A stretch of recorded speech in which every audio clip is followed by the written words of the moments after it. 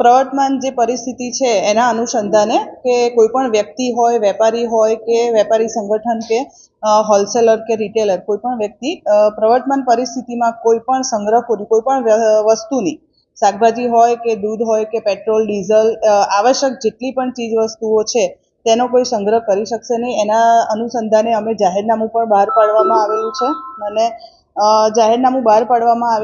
અને જો કોઈ વ્યક્તિ આવી રીતના ગેરકાયદેસર રીતે કોઈ વસ્તુઓનો, ચીજ વસ્તુઓનો સંગ્રહ કરશે તો તેના વિરુદ્ધ કાર્યવાહી પણ કરવામાં આવશે.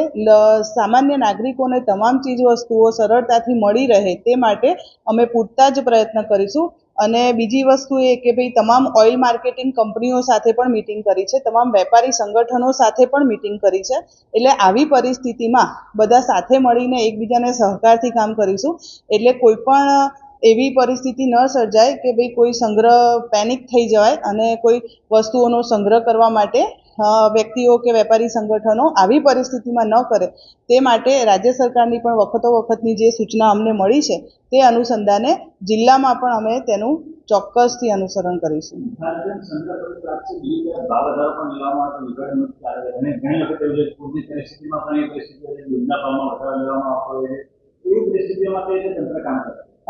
જો અમને એવી કોઈ ફરિયાદો મળે કે ભાઈ આ જગ્યાએ ભાવ વધારો લેવામાં આવે છે કે ભાઈ કોઈ ચીજ વસ્તુના ભાવ વધારે લેવામાં આવે છે, અમે ચોક્કસથી જો એવી બાબતો ધ્યાનમાં આવશે તો અમે ચોક્કસથી એની કાર્યવાહી કરીશું.